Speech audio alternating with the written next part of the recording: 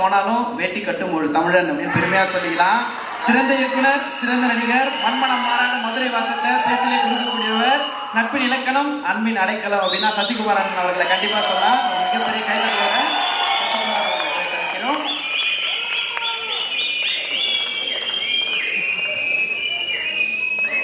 எல்லோருக்கும் வணக்கம். ரொம்ப நேரம் பேச முடியாது, ஏன்னா எல்லாரும் கொஞ்ச நேரம் தான் பேசணும். நான் இந்த படத்துக்குள்ளே நான் தான் கடைசி வந்தேன். எல்லாருமே கேஸ்டிங் இது பண்ணிட்டாங்க. கடைசி நேரத்தில் தான் என்னையே கூப்பிட்டாங்க. அப்போ துரை செந்தில்குமார் சார் கதை சொன்னார். இரா சரவணன் மூலமாக தான் சொன்னார், இந்த படம் பண்ணுங்க, நான் கதை கேட்டேன் கேளுங்கன்னு என் நண்பர் இரா சரவணன் சொன்னார். அப்போ அவரோட ஆஃபீஸில் உட்காந்து கதை கேட்டேன். டைரக்டர் சொல்லிட்டு இருந்தார். சொல்லி முடித்த உடனே கதை நல்லா இருக்கா நல்லா இல்லைலாம் யாரும் கேட்கல. ப்ரொடியூசர் அப்படியே ஒரு தட்டோடு வந்தார். ஆப்பிள் ஸ்வீட்ஸு எல்லாத்தையும் எடுத்து குமார் ப்ரொடியூசர் வந்து, சார் இந்தாங்க சார், இல்லைப்பா அந்த படத்தை பற்றி சில டவுட்டு, இல்லை சார் நல்லா இருக்கு சார், ஃபோட்டோ எடுத்தாங்க, இது பண்ணாங்க, என்ன நடந்ததுன்னு எனக்கு புரியவே இல்லை.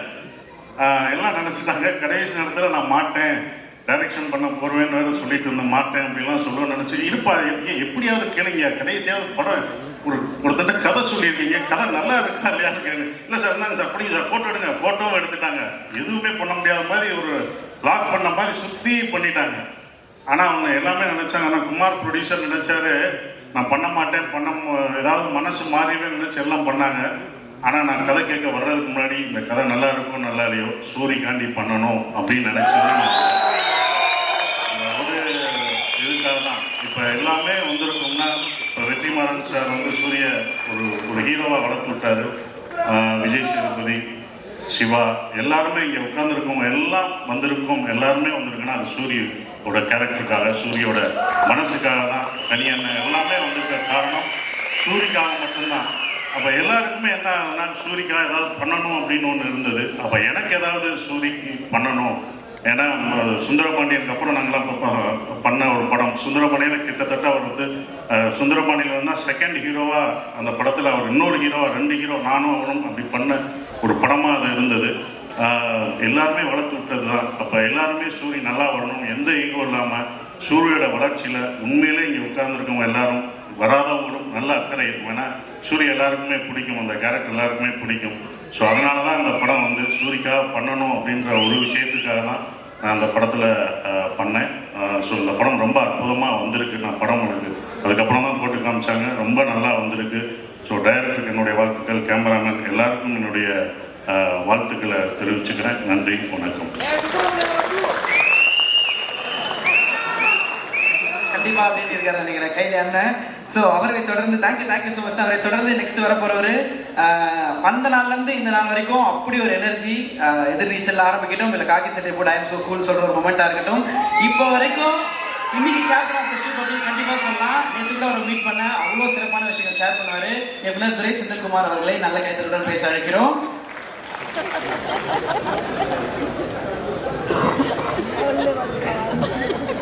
வந்திருக்கும் மேடையில் இருக்கும் அனைவருக்கும் வணக்கம். வந்திருக்கும் ப்ரெஸ் மீடியா எல்லாருக்கும் வணக்கம்.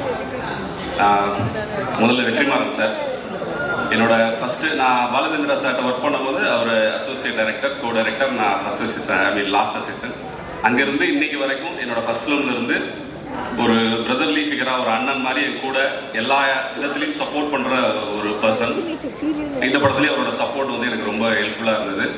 என்னோட நிறைக்குறை ரெண்டும் தெரிஞ்சுக்கிட்டு என்னை ஏற்றுக்கிட்ட ஒருத்தர், என்னோட ட்ராவல் பண்ணுற ஒருத்தர். முதல்ல தேங்க்ஸ் சார். அடுத்தது ஆர்ட் டைரக்டர் துரைராஜ், என்னோட எல்லா படத்துக்கும் அவர் தான் ஆர்ட் டைரக்டர். அவர் மூலமாக தான் இந்த படம் எனக்கு கிடைச்சிது. என்னை வந்து குமார் சார்கிட்ட அவர் தான் சொன்னார். அங்கேருந்து தான் இந்த ஜேர்னி ஸ்டார்ட் ஆச்சு. இந்த படத்தில் 73 days ஒர்க் பண்ணோம். 73 days கூட இருந்து எனக்கு எல்லாமே பண்ணி கொடுத்த ஒரு ஆர்ட் டைரக்டர். அவருக்கு நான் அந்த இடத்துல தேங்க்ஸ் சொல்லிக்கிறேன். ஏன்னா அவர் நிறைய நாள் வரமாட்டார், அதை குறிப்பிட்டு சொல்லிடுறேன். ஸோ அப்புறம் producer Kumar sir. Kumar sir வந்து மேனேஜராக இருந்து இந்த 2 படம் பண்ணிவிட்டு அப்படி உள்ளே வந்தவர். ஸோ நான் அவரை மீட் பண்ணுறதுக்கு முன்னாடியே அவரை பற்றி நம்ம கேட்போம் இல்லையா, எப்படி இந்த ப்ரொடியூசர் என்ன மாதிரின்னு கேட்கும் போது நான் மைண்ட் செட் பண்ணிக்கிட்டேன். ஓகே, கதையெல்லாம் பேசி முடிச்சோடனே சார் ஒரு 55 நாள் ஒரே ஷெட்யூலில் படத்தை முடிச்சிடுறேன், இந்த பட்ஜெட்டில் முடிச்சிடுறேன்னு சொல்லி தான் இதை ஆரம்பித்தோம். அப்புறமா காஸ்டிங் இந்த சைட்லாம் வரும்போது சார் சில நேம்ஸ்லாம் சொன்னார். இப்போ இருக்கிற நேம்ஸ்லாம் சொல்லும் போது எனக்கு அப்படியே ஷாக் ஆயிடுச்சு. சார் நம்ம 55 நாள் பட்ஜெட்டுன்ற மாதிரி பேசியிருக்கோம் சார், எப்படி சார்? இல்லை சார் நம்ம பெருசாக பண்ணுவோம் சார் அப்படின்னாரு. சரி சார் ஓகே. ஆனால் மியூசிக் யார் சார்னா சார் யுவன் சார். என்ன சார் 55 நாள் பட்ஜெட்டு? இல்லை சார் யுவன் சார் நல்லா பெருசாக இருக்கும் சார் அப்படின்னாரு. அப்படியே பார்த்தா அடுத்தடுத்து ப்ரோமோ ஷூட் பண்ணலாம் அப்படின்ற மாதிரி சொன்னார். சார் அது பெரிய படங்களுக்குலாம் பண்ணுவாங்களே சார்? அந்த ஆமாம் சார் நம்ம பெரிய படம் தான் சார் பண்ணுறோம். இல்லை சார் இந்த 55 நாள் பட்ஜெட்டுலாம் இல்லை சார் அதெல்லாம் பார்த்துக்கலாம் சார். இப்படியே ஆரம்பிச்சு படம் முழுக்க அவர் வந்து நான் பட்ஜெட் சொல்கிறத விட அவர் வந்து எனக்கு இப்போ இன்டர்வல் சீக்வன்ஸ்க்கு ஒரு 1000 பேர் வேணும் அப்படின்னு சொன்னால் நான் 1000 பேர் இருந்தால் நல்லா இருக்கும் சார், ஆனால் ஒரு 700 பேர் இருந்தால் போதும்னு சொல்ல வரும்போதே அவர் 1000 பேரா சார் நாளைக்கு வந்துடுவாங்க சார் நீங்கள் பண்ணுங்க அப்படின்ற மாதிரி இதை எடுத்துகிட்டு போனார். ஒரு பாயிண்ட்ல செகண்ட் ஹாஃப்ல ஒரு ஒரு ஒரு ஐட்டம் சாங் மாதிரி ஒன்று பண்ணலான்ற மாதிரி நான் சொல்லி டியூன் வாங்கி லிரிக்லாம் எழுதி வந்துருச்சு. ஆனால் அதை ஷூட் பண்ண வேணாம், ஏன்னா படத்தினுடைய லென்த்துக்கு கொஞ்சம் இதாக இருக்குமோன்னு நினச்சிட்டு இருக்க டைமில் மேனேஜர் ஒரு நாள் வந்தார் ஷூட்டிங் ஸ்பாட்டுக்கு. சார் அந்த ஐட்டம் சாங் என்ன சார் சார் வேணான்னு சொல்கிறாரா, ப்ரொடியூசர் வேணான்னு சொல்கிறாரான்னு கேட்டேன். இல்லை சார் ஒரு 3 ஐட்டம்கள் வச்சு நல்லா பண்ணலாமா, அதை பெருசாக பண்ண சொல்கிறாரு. சார் தேனியில் 3 ஐட்டம்கள் வச்சு நான் என்ன பெருசாக பண்ணுவேன் அப்படின்னு யோசித்தேன். அருணாச்சலம் படத்துல ரஜினி சார் அந்த பணத்தை வச்சுட்டு என்ன பண்றதுன்னு தெரியாம இருக்கிற மாதிரி எனக்கு வந்து ப்ரொடியூசர் வந்து இதை பண்ணுங்க அதை பண்ணுங்கன்னு சொல்லிக்கிட்டே இருந்தாரு. நான் இது எப்படி பண்றதுன்ற மாதிரிதான் இந்த படம் எனக்கு இருந்தது. அந்த சூட்சமம் வந்து எனக்கு ரொம்ப பிடிச்சிருந்தது. ஒரு டைரக்டர் கிட்ட ஃபர்ஸ்ட்ல சின்னதா சொல்லிட்டு அவர் மைண்ட்ல ஒரு பெரிய படத்தை வச்சிருந்தாரு. கொஞ்சம் கொஞ்சமா என்ன அந்த இதுக்கு இழுத்துட்டு வந்தாரு. கடைசியா ஆடியோ லான்ச்சுன்னும் போது என்ன சார் ஆன்லைன்லயான்னு கேட்டேன். இல்லை சார் சத்யம் தியேட்டர்ல தான் பண்றோம் அப்படின்னாரு. நான் ஷாக்கே ஆகல. இதுக்கப்புறம் ரிலீஸும் இருக்கு. ஸோ வாழ்த்துக்கள் சார், இதே மாதிரியே போட நல்லா இருக்கும். அடுத்ததா ஸ்னேகன் சார் சொன்னாரு நாங்கள் மீட் பண்ணல அப்படின்னு. சாரை நான் மீட் பண்ணியிருக்கேன். ஏன்னா நான் ஆடுகளத்தில் அசோசியேட்டாக ஒர்க் பண்ணும்போது அந்த 2 பாட்டு இருக்குல்ல சார் வெள்ளாவி வச்சு தான் அதெல்லாம் நாங்கள் ரசிச்சிருக்கோம் ஸ்பாட்லேயே. ஸோ மதுரை படம் போது எனக்கு யாரெல்லாம் இருந்தால் கரெக்டாக இருக்குன்னும் போது ஸ்னேகன் சார் வந்து எனக்கு அப்யூஸாக வந்துட்டாரு. ஸோ நம்ம ஒர்க் பண்ணியிருக்கோம் சார், முன்னாடியே மீட் பண்ணதில்லை. ஸோ சூப்பர் சார், உங்களுக்கும் தேங்க்ஸ். அந்த லிரிக்ஸ் வந்து ரொம்ப நல்லா வந்துருந்தது. அடுத்ததாக என்னோட technicians fight master Mahesh Mathew வந்து என்னோட கொடியில் வந்து சில்லோ மாஸ்டரோட அசிஸ்டண்ட்டாக அதில் ஒர்க் பண்ணார். அப்போவே அவரோட இது எனக்கு பிடிக்கும். நாங்கள் யார் மாஸ்டர்னு பேசிகிட்டு இருக்கும்போது அவர் என்னை மீட் பண்ண வந்தார். என்னன்னா ஜென்ரலி ஒரு படத்தில் ஃபைட் எடுக்கும்போது என்ன ஆகும்னா ஹீரோஸோட கேரக்டரை மிஸ் பண்ணுவோம் சில டைமில். ஏன்னா அவங்க சீன்ஸில் வேறு மாதிரி இருப்பாங்க, ஃபைட் வரும்போது வேறு மாதிரி ஆயிடுவாங்க. அந்த மாதிரி இல்லாமல் ஒவ்வொரு இன்ச் பை இன்ச் இந்த கேரக்டர் என்ன, இந்த கேரக்டர் என்ன பேசும், என்ன பண்ணும் அப்படின்றத என்னோட டிஸ்கஸ் பண்ணி அந்த மீட்டர்லேருந்து விலகாமல் டிஸ்கஸும் பண்ணுவோம். பட் எடுக்கும்போது மாஸ்டர்ஸ் வந்து ஒரு பஞ்சு ஒரு மிஸ்ஸு ஒரு கிக்குன்ற மாதிரி தான் இருக்கும். அது இல்லாமல் எனக்கு வந்து ரொம்ப பர்ஃபெக்டாக அந்த கேரக்டரை வந்து அழகாக பண்ணி கொடுத்தாரு. ஐ மீன் அந்த கேரக்டரோட எக்ஸ்டென்ஷனாகவே எல்லா கேரக்டருக்குமான ஃபைட்டாக இது மாறுறது வந்து ரொம்ப நல்லா இருந்தது. வெற்றி சார் படம் ஆரம்பிக்கும் போது சொன்னார் ஃபைட் நல்லா எடுத்துருப்பா அப்படின்னாரு. பட் கடைசியாக படம் பார்த்துட்டு அவர் சொன்னது ஒன்று தான், ஃபைட் நல்லா வந்திருக்கு அப்படின்னாரு. அந்த விதத்தில் அவர் சொன்ன ஒன்றையாவது நாங்கள் செஞ்சுருக்கோன்ற மாதிரி ரொம்ப சந்தோஷமாக இருந்தது. Fight master editor, most wanted editor இன்னைக்கு அவரோட ஒர்க் பண்ணது எனக்கு ரொம்ப ப்ளஷரான எக்ஸ்பீரியன்ஸ். அவரோட கருத்தும் கடைசி வரைக்கும் சொல்லுவார். ட்ரைலர் ரிலீஸு இதெல்லாம் ரிலீஸ் நேற்று நைட்டு அப்போ கூட ஒரு கரெக்ஷன் சொல்கிறாரு, பிரதர் முடியாது பிரதர், இதுக்கப்புறம் தியேட்டரில் தான் போய் நான் கட் பண்ணேன் நானுன்ற மாதிரி சொல்லி அவர் ஆஃப் பண்ணியிருக்கேன். ஸோ அந்தளவுக்கு க்ரியேட்டிவாக ரொம்ப ஹெல்ப்ஃபுல்லாக இருந்த ஒரு பர்சன் அவர். எடிட்டர் என்னோட cameraman sir Athrey Wilson sir. Wilson sir வந்து எனக்கு முன்னாடி நிறைய படங்கள் பண்ணியிருக்காரு. அவரோட ஒர்க் பண்ணுறது ப்ரொடியூசரோட கால் தான். அவரோட 2 படங்கள் அவர் ஒர்க் பண்ணியிருந்தாரு. நான் இது வரைக்கும் ஒரு 5 படம் பண்ணியிருக்கேன். எந்த படத்துலையும் ஒரு டெக்னீஷியனோட இதுக்கப்புறம் நம்ம எந்த படம் பண்ணாலும் வேலை செய்யணும் அப்படின்ற மாதிரி நான் நினச்சதே இல்லை. வில்சன் சாரோட எல்லா படமும் பண்ணுன்ற மாதிரி. சாரி நான் தப்பாக ஏதாவது போயிட போகுது. தொடர்ந்து எந்த படம் பண்ணாலும் இவங்களோட வேலை செய்யணும் அப்படின்னு நினைக்கிறது வந்து நடக்காதுன்னு தெரியும், அதனால நினைக்க மாட்டோம். ஒரே ஒருத்தர் எனக்கு தோணுது வில்சன் சார். ஏன்னா அவர் கூட ஒர்க் பண்ணது, அவர் சில விஷயங்கள் படத்தில் அப்ளை பண்ணியிருக்காரு. அது நான் ஃபர்தராக சொல்கிறேன். இந்த ஸ்டேஜ் ரொம்ப அதுக்கான ஸ்டேஜ் இல்லை. டெக்னிக்கலாக சில விஷயங்கள் அவர் எனக்கு சில இன்புட்ஸ் கொடுத்தாரு. அது ரொம்ப நல்லா இருந்தது. படமாக பார்க்கும் போது அதுக்கு ரொம்ப எனக்கு ஒர்க் அவுட் ஆகிருக்கிறது ரொம்ப இதாக இருக்குது. ஸோ வில்சன் சார் உங்களுக்கு தேங்க்ஸ். அடுத்ததாக இந்த படத்தினுடைய நடிகைகள் என்னோட ஹீரோயின்ஸ் 4 ஹீரோயின்ஸ் மொத்தம் வடிவக்கரசி மேடமோட சேர்த்து 5 ஹீரோயின்ஸ் படத்தில். எல்லாருமே ஹீரோயின்ஸ் தான். ஏன்னா இந்த ஸ்கிரிப்ட்ல ஏன்னா ஒவ்வொருத்தருக்கு நம்ம கதை சொல்லும் போது அவங்க தான் ஹீரோயின் மாதிரி சொல்லுவோம் உண்மையிலேயே. பட் ஆனால் இந்த படத்தில் உண்மையிலேயே அப்படிதான் இருந்தது. அவங்க ஃபுட்டேஜஸ் கம்மியாக இருந்தாலும் ஒவ்வொருத்தருக்கும் ஒரு பெர்ஸ்பெக்டிவோட தான் இந்த படம், இந்த கதையை அப்படி தான் அமைஞ்சுது. ஸோ அதனால எல்லாருக்குமே ஸ்வேதா மேம்ல ஆரம்பித்து அவங்க வர முடியல. ரேவதி, ரோஷினி, பிரிகிடா எல்லாருக்குமே, வடிவக்கரசிலாம் எல்லாருக்குமே அந்த கேரக்டருக்கான பெர்ஸ்பெக்டிவை கரெக்டாக அவங்க புரிஞ்சுக்கிட்டு ஒரு ரூட்டடான ஃபிலிமில் எப்படி வந்து நம்ம அவங்களோட கான்ட்ரிபியூஷன்ஸ் இருக்கணுமோ அதை வந்து பர்ஃபெக்டாக பண்ணி கொடுத்தாங்க. ஸோ 4 பேருக்கும் 5 பேருக்கும் தேங்க்ஸ். இதில் அடுத்ததாக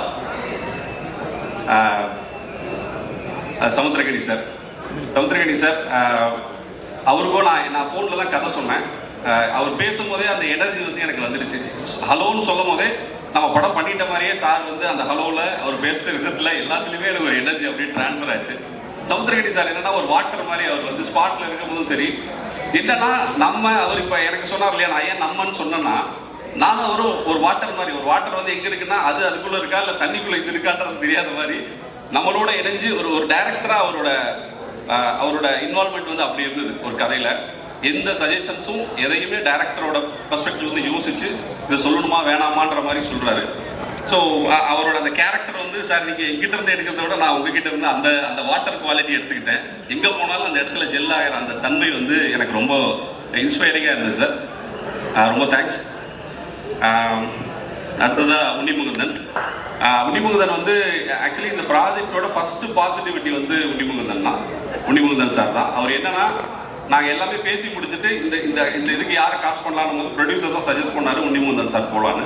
அப்போ வந்து மாளிகாபுரம்ன்ற ஒரு மலையாள படம் பெரிய ஹிட்டாக இருந்தது. அந்த படம் வந்து 100 கோடி கலெக்ட் ஆயிருந்தது. ஒரு வருஷமாக அவர் எல்லா கதையும் கேட்டுட்டு எதையுமே ஓகே பண்ணாமல் இருக்கிற ஸ்டேஜில் நான் அவரை போய் மீட் பண்ணேன். இந்த கதையை கேட்டுட்டு அடுத்த 5ஆவது நிமிஷம் அவர் ஒத்துக்கிட்டாரு. அவருக்கும் வந்து ஒரு 12 இயர்ஸ்க்கு அப்புறமா தமிழில் இவர் வராரு. முன்னாடி சீடம்னு ஒரு படம் பண்ணியிருந்தாரு தனுஷ் சாரோட. ஸோ இது ரொம்ப லேட்டாக அவர் வர்றதுனால அவருக்குள்ளே ஏதோ தமிழில் பண்ணணுன்ற ஒரு இன்டென்ஷன் வந்து அவருக்குள்ளே இருந்தது தெரிஞ்சுது.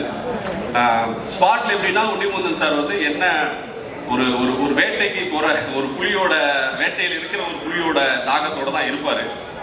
என்ன பண்ண போகிறோம் அப்படின்றத வந்து அவர் தெரிஞ்சுக்கிறதும் அந்த பெர்ஃபார்ம் பண்ணுறதுலையுமே அப்படி ஒரு இது இருந்துச்சு அவருக்கு. அடுத்ததாக சசி சார் வந்து அகைன் இந்த படத்தோட ஒரு ஃபுல்ஃபில்னஸ்னா சசி சார் தான். கடைசியாக சொன்னார்ல, கடைசியாக வண்டியில் ஏறினது அவர் தான். பட் அவர் ஏறினதுக்கு அப்புறம் தான் இது வண்டியாகவே இருந்துச்சு. அந்த மாதிரி ஒரு கேரக்டர் அது. ஏன்னா சசி சாரோட அந்த ஆதி கேரக்டர் தான் இந்த படத்தினுடைய பேஸே. அதை வச்சு தான் இந்த படமே நிற்கும். ஸோ அதுக்கு சசி சார் பேர் தான் ஆப்வியஸாக எல்லாருக்குமே வரும் இந்த கதை மைண்டில் வந்தோடனே. பட் சார் பண்ணுவாங்களா மாட்டாங்களா நிறைய இது இருந்துச்சு. ஃபைனலாக சார் போர்டில் வந்தார். சார் அகைன் இப்போ உன்னிமுகுந்தன் புலினா சார் வந்து ஒரு லைன் மாதிரி ஒரு சிங்கம் மாதிரி இருப்பார். என்னன்னா அவர் ஸ்பாட்டில் இருந்த நாளில் எல்லாத்துலேயுமே அவர் தான் ஹீரோ. அன்னைக்கு அப்படிதான் சூரி சார் இருந்தார், அப்படிதான் செட்டும் இருந்துச்சு. அதுதான் அவரோட ப்ரெசன்ஸு. அப்படி ஒரு ப்ரெசன்ஸில் அவர் அந்த கேரக்டரை அழகாக எலிவேட் பண்ணி இன்னைக்கு படம் பார்க்கும்போது எல்லாரும் சார் பேரை முதல்ல சொல்கிறாரு. சூரி சாரோட ஈக்குவலாக அவரும் அந்த நான் ஈக்குவல் நான் சொல்கிறது வந்து அந்த கேரக்டரை அவர் அப்படி கேரி பண்ணியிருக்காரு. ஸோ இந்த இடத்துல சசி சாருக்கு நான் தேங்க்ஸ் சொல்லிக்கிறேன். அடுத்ததாக சூரி சார் இந்த மாதிரி புலி சிங்கம் இதுக்கு நடுவில் என்ன சொல்லுது ஒரு வேட்டைக்காரன் கொஞ்சம் மிஸ் ஆச்சுன்னா அதுக்கு அடிச்சிருன்ற மாதிரி அந்த பர்ஃபார்மன்ஸையும் விடக்கூடாது. அப்புறம் படம் ஆரம்பிக்கும் போதே வெற்றி சார் சொன்னார், நான் வந்து சூரிக்கு ஒரு மீட்டர் செட் பண்ணியிருக்கேன்ப்பா இந்த படத்தில் விடுதலையில், தயவு செஞ்சு அந்த மீட்டரை வந்து நீ தாண்டிடாத, அதான் உனக்கு நல்லது சூரிக்கு நல்லது அப்படின்னாரு. நானும் சூரி சாரும் கையில் அந்த டேப் மீட்டர் மட்டும் வச்சுக்கல.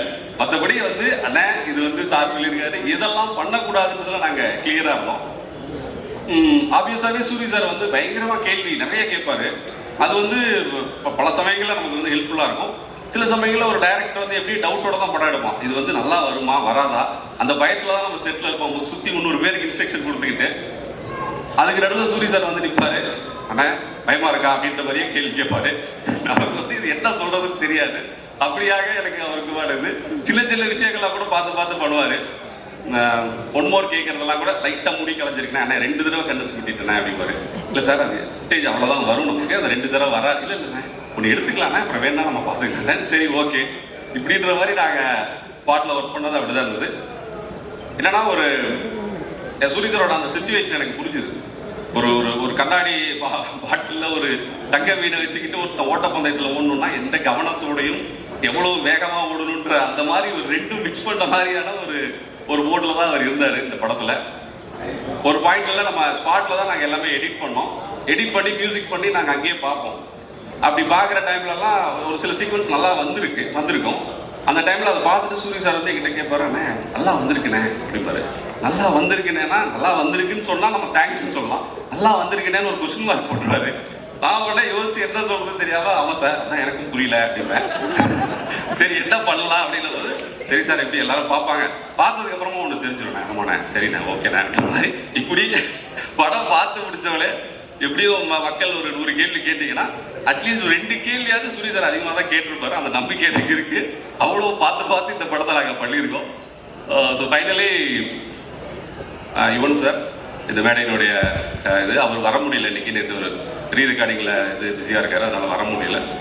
யுவன் சாரோட ஒர்க் பண்ணது எனக்கு ரொம்ப ப்ளசண்ட்டான எக்ஸ்பீரியன்ஸ். என்னன்னா ப்ரொடியூசர் மீட் பண்ணிட்டு, என்னன்னா நானும் என்ன சொல்றது ஒரு இன்ட்ரோவேட்னு சொல்லுவாங்க இல்லையா, நானும் இன்ட்ரோவேட் தான். ஸோ யுவன் சார் இன்ட்ரோவேட் தான், 2 பேரும் அதிகமாக பேசிக்கவே மாட்டோம். ப்ரொடியூசர் கதை சொல்லி விட்டுட்டு போன 10வது நிமிஷம் நான் வெளியே வந்து நின்றுட்டேன். என்ன கதை சொல்லி முடிச்சிட்டேன் சார் அப்படின்ட்டேன். என்ன சார் சொன்னார், பண்ணுறேன்ட்டார் சார் அப்படின்னேன்.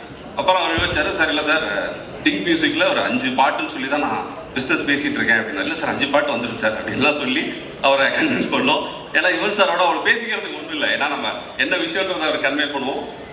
நான் சொல்றது கூட என்னன்னா, நம்ம ஓரிரு வாக்கியங்களில் மிகாமல் விடையளிக்கும்ன்ற மாதிரி தான் நான் சிச்சுவேஷன் சொல்லுவேன்.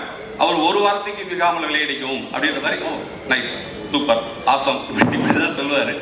ஃபைனலாக இன்னைக்கு படமாக பார்க்கும்போது எங்கள் டீம் எல்லாருக்குமே இந்த படத்தை வேற ஒரு லெவலுக்கு தூக்குனது யுவன் சங்கர் ராஜா சாரோட மியூசிக் தான்.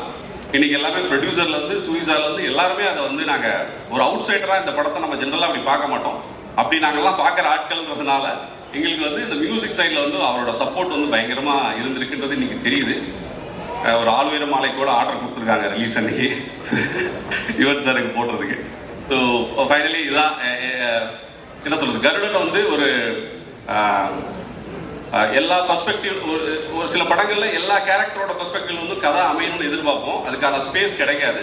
பட் இந்த படத்தில் எல்லா கேரக்டரோட பெர்ஸ்பெக்டிவ்லையும் கதை இருக்கிற மாதிரி, அதாவது ஒவ்வொருத்தரோட பாயிண்ட் ஆஃப் வியூலையும் இந்த படத்தை நம்ம பார்க்கலான்ற மாதிரியான ஒரு ஸ்பேஸ் கிரியேட் பண்ண ஒரு ஸ்டோரி அப்படி அமைஞ்சது. அதை நாங்கள் நல்லா டெலிவர் பண்ணியிருக்கோம்னு நினைக்கிறேன். இப்படி ஒரு இது வர்றதுக்கு காரணமாக தான் என்னோட டீம், என்னோட ரைட்டர்ஸ் டீம், என்னோட ஒர்க் பண்ண டீம், புலிவிருது ஜிவி குமார் சார் ஆரம்பிச்சு பகவதின் டைரக்டர் பகவதின் சார், விஜய், சாரதி, ஆரிஃப், பாஸ்கர், அருணாச்சலம், வினோத், இவங்க எல்லாருக்கும் என்னோட தேங்க்ஸ். என்னோட ஃபேமிலிக்கு என்னோட தேங்க்ஸ். இந்த ப்ராசஸ் வந்து எனக்கு என்ன சொல்கிறது, தோனி சொல்கிற மாதிரி ப்ராசஸை என்ஜாய் பண்ணுன்ற மாதிரி இந்த ப்ராசஸை நான் ரொம்ப என்ஜாய் பண்ணியும் ரொம்ப இன்ட்ரெஸ்டோடையும் என்னோட சில டூஸ் அண்ட் டோன்ட்ஸை ஒரு 3 வருஷம் கேப்பில் கொஞ்சம் மாற்றிக்க ட்ரை பண்ணி சிலதை அன்லேர்ன் பண்ணி நான் பண்ணியிருக்கேன். அவங்க எல்லாருக்கும் பிடிக்கும்னு நினைக்கிறேன். மே 31 தியேட்டருக்கு வருது, எல்லாரும் பார்த்துட்டு உங்களோட கமெண்ட் சொல்லுங்கள். வாய்ப்புக்கு நன்றி. தேங்க்ஸ்.